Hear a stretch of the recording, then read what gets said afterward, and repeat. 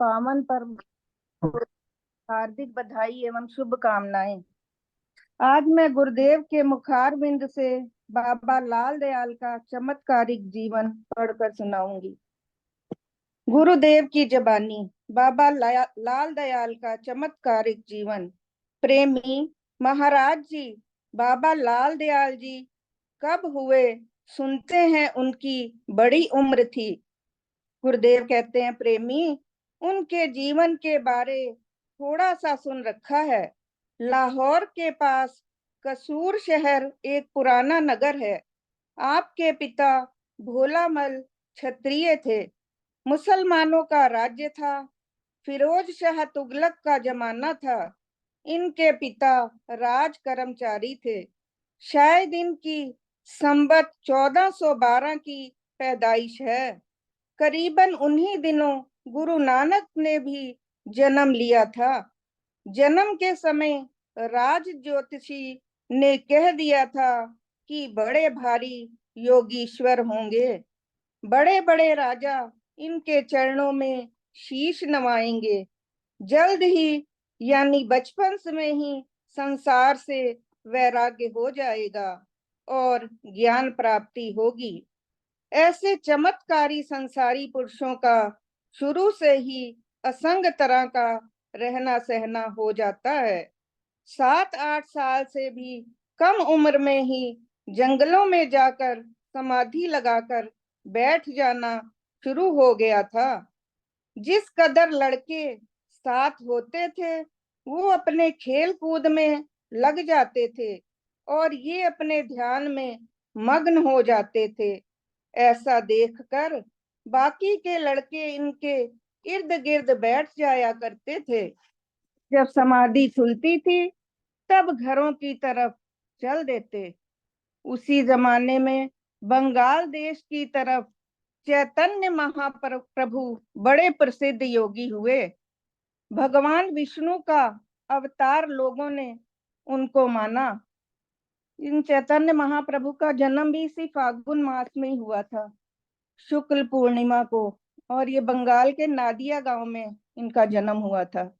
वहां उनको ख्वाब में ऐसा प्रतीत हुआ कि एक बालक जिसका नाम लाल दयाल है, इस समय उसकी उम्र 8 बरस की है, मालवा देश कसूर शहर में है। वो ही तुम्हारा चेला बनने के काबिल है। उनको ऐसा सपना आया, ऐसा उनको अनुभव हुआ। अतः वो अपने चेलों और साथियों को साथ लेकर पंजाब की तरफ चल दिए। वहां पर पहुंचे जहां पर जिस जंगल में जाकर लाल दयाल समाधि लगाया करते थे। बाकी बचपन के साथी भी साथ थे। दोपहर का समय था। दरख्तों के साए जो आगे पीछे पड़ते थे वो खत्म थे, मगर उस समय बाबा लाल दयाल पर साया ज्यों का त्यों बना हुआ था। दूर से देख रहे हैं, फन फैलाकर एक नाग आकर कुंडली मारकर पास बैठ जाता है। जब बाकी बालकों ने नाग को देखा सब भाग गए, मगर बाबा लाल दयाल जी उसी तरह समाधि में मग्न बैठे रहे। नाग अपने फन से उन पर साया कर रहा था। चैतन्य स्वामी समझ गए ये वो ही बालक है जिसे स्वप्न में देखा है। स्वामी जी ने अपने चेलों को आज्ञा दी, लकड़ियां इकट्ठी करके लाओ। स्वामी जी ने अपने दोनों पांवों का चूल्हा बनाया। हंडिया में कुछ चावल पानी डालकर ऊपर रख दी। योग शक्ति द्वारा ही आग जलाई गई। चैतन्य महाप्रभु ने चावल पक जाने पर खुद भोग लगाया। बाकी चेलों को खिलाकर हंडिया वहीं तोड़ दी। जब हंडिया फूटी, बाबा लाल दयाल की समाधि खुल गई। जब हंडिया टूटने की आवाज आई तो उनकी समाधि खुल गई। जब स्वामी जी पर नजर पड़ी, दोनों तरफ से आंखें मिल गईं। स्वामी जी अपना डेरा उठाकर चलने लगे तो बाबा लाल दयाल ने हंडिया के टुकड़ों को देखा। उनमें से 2-3 दाने चावल के मिल गए। उनको ही प्रसाद जानकर मुंह में डाल लिया। चावलों के अंदर जाते ही 3 लोक के दर्शन हो गए। जैसे ही उनके मुख में चावल गया, उनको तीनों लोकों के दर्शन हो गए। ज्ञान होते ही गुरु की तलाश में सटपटाए। फिर वो गुरु की तलाश करने के लिए बड़े उतावले हो गए। सारा जंगल छान मारा, स्वामी जी ना मिले। फिर आकाशवाणी हुई, ए बाबा लाल दयाल, जब तक दुनियावी जिम्मेदारियों से सुबह दोष नहीं हो जाते, तुम्हें गुरु के दर्शन नहीं होंगे। घर की जिम्मेदारियां ही सबको जकड़ती आई हैं। ऐसा ये शुरू से फकीरों के साथ होता आया है। माता पिता की सेवा भी करते रहें और सतगुरु की याद भी चित्त में बनाए रखी। आखिरकार प्रभु आज्ञा से उनकी माता पहले, पीछे पिताजी स्वर्गवास हो गए। तब उन्होंने घर का सब साजो सामान क्रियाक्रम करने के बाद गरीबों में तकसीम कर दिया। सारा सामान उन्होंने गरीबों में बांट दिया। यकदम घर से बाहर सबसे विदाई ले ली। सतगुरु की खोज में जंगल पहाड़ ढूंढने लगे। आखिरकार फिर लाहौर के पास रावी के किनारे पर ही गुरु महाराज से भेंट हो गई। गुरु सेवा में रहकर यात्रा में साथ चलने लगे। एक रोज चैतन्य स्वामी के मन में विचार आया, शिष्य की परीक्षा करनी चाहिए। हुक्म दिया, मेरे लिए द्वारकापुरी से जाकर गोपी चंदन लाओ। गोपी चंदन लाने का हुक्म सुना दिया। आज्ञा पाते ही बाबा लाल दयाल जी चल पड़े। उस स्थान से द्वारिका 12-1400 मील दूर थी। करीबन आध घंटा में चंदन लाकर चरणों में रखकर प्रणाम किया। स्वामी जी बड़े प्रसन्न हुए। समझा, ये अब उपदेश के लायक हो गया है। जब वो अपनी परीक्षा में पास हो गया तो स्वामी जी को लगा कि अब इसको उपदेश दे देना चाहिए। चलते चलते रास्ते में गुरु जी अंतर ध्यान हो गए। आकाशवाणी द्वारा बाबा लाल दयाल को उपदेश देकर कहने लगे, अब तुम्हारे और हमारे में कोई फर्क नहीं। जो तुम हो सो मैं हूं, जो मैं हूं सो तुम हो। अब हमारे और तुम्हारे में कोई फर्क नहीं रह गया। जो तुम हो वही मैं हूं, और जो मैं हूं वही तुम हो। अब तुम जाकर दीन दुखियों के माया जाल को दूर करो, उपदेश करो। वहां से हटकर बाबा लाल दयाल सहारनपुर के पास कई गुफाएं थी, वहां पर आ गए। सहारनपुर आजकल उत्तर प्रदेश में है। गुरु महाराज से अलग होकर बाबा लाल दयाल बड़े दुखी हुए, मगर ज्ञान विचार द्वारा मन को समझाया। उस समय उनकी उम्र 20 साल की थी। 100 साल इसी सहारनपुर के इलाका में ही गुजार दिए। 100 साल उन्होंने इसी सहारनपुर में ही गुजार दिए। योग शक्ति द्वारा रोजाना हरिद्वार जाकर स्नान करके वापिस आना। कई दफा वहां के लोगों ने उनको एक ही समय पर हरिद्वार और सहारनपुर में देखा। उनके तप त्याग और भजन को देखकर दुनियादार और फकीर सन्यासी साधु चरणों में आने लगे। 24 घंटे गुरु लंगर चलने लगा। मुसलमान जनता और बादशाहों को खौफ होने लगा।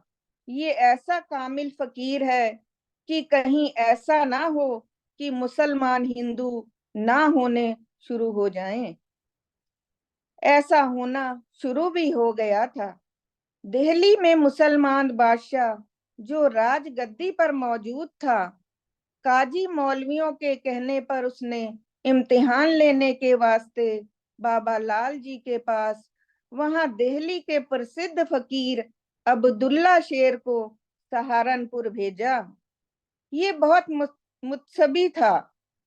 जिस समय सहारनपुर बाबा लाल दयाल जी के स्थान पर पहुंचा, उसी समय आपने उसको बकरा बनाकर एक पेड़ के साथ बांध दिया।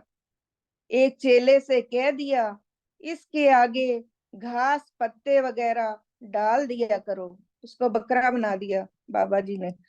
जब काफी दिन गुजर गए तो दिल्ली के बादशाह खिज्जर शाह को फिक्र हुई कि उधर से अब्दुल्ला ना वापिस आया है, ना कोई संदेशा आया है। दरबारियों से बातचीत की गई, फिर आदमी भेजकर पता कराया। वहां पहुंचने पर जिंदा या मरे का कुछ पता ना चला। तब वो दरबारी बाबा लाल जी के चरणों में पड़े और अर्ज साफ दिल से की। बाबा जी से अर्ज की कि बादशाह हमारी जान ले लेगा, हमें फकीर अब्दुल्ला शेर से जरूर मिलाओ। बड़ी आपकी मेहरबानी होगी। बड़ी आजिज़ी के साथ जब इस तरह फरियाद करने लगे, तब बाबा लाल जी ने फरमाया, वो तुम्हारा शेर पेड़ के साथ बंधा हुआ है, वो बकरा खोल लाओ। दरबारी कहने लगे, महाराज जी, वो तो आदमी था, सिर्फ नाम अब्दुल्ला शेर था। बाबा लाल दयाल जी ने फरमाया, यहाँ शेर कोई नहीं आया। उस समय चेला मनोहर दास जो सेवा में था, उसे फरमाने लगे, जाओ बकरा खोल लाओ। जब बकरा लाया गया, पानी का छींटा देकर उसे अब्दुल्ला शेर फिर प्रकट कर दिया। मनुष्य रूप में आते ही झट बाबा लाल के चरणों में गिर पड़ा। दिल्ली जाने से इनकार कर दिया। बकाया समा वहां पर ही खिदमत में गुजारा। बाकी का जो समय था उसने बाबा जी की भगत में गुजारा, उनकी खिदमत में। अब भी उसकी समाधि वहां बनी हुई है। दोबारा खिज्जर बादशाह ने एक हाजी शाह कमाल फकीर को रवाना किया। वो मुतस्वी ना था, खालस ईश्वर का भगत था। उल्टा उसका आते ही बाबा लाल जी से प्रेम हो गया। उसने एक प्रार्थना की, महाराज जी, आप रोजाना स्नान के लिए गंगा जी पर जाने का कष्ट करते हो। ऐसा नहीं हो सकता कि गंगा माता यहाँ पर ही आपको स्नान करवा दिया करे। बाबा लाल जी ने फरमाया, ऐसा हो सकता है। माता बेटे का कहना मान जाएगी। गंगा मैया जो है, माता करके कहा उन्होंने, मैं माता से प्रार्थना करूंगा। दूसरे रोज बाबा लाल जी अपनी खड़ाऊं कमंडल हरिद्वार ही छोड़ आए। तप में लीन बैठे थे। गंगा आश्रम के साथ बहने लगी। कमंडल और खड़ाऊं सहारनपुर पहुंच गए। बड़ी शांति के साथ जल बहने लगा। वरदान ये दिया कि चाहे पानी किसी जगह कितना गहरा हो, कम हो, इस जगह घुटनों तक जरूर बहता रहेगा। इस तरह उस हाजी कमाल फकीर ने बहुत सारी करामातें बाबा लाल जी की देखी। असल में बड़ी मीठी तरह आजिज़ी से सब हालात लेता रहा। आखिर कदमों में गिर पड़ा।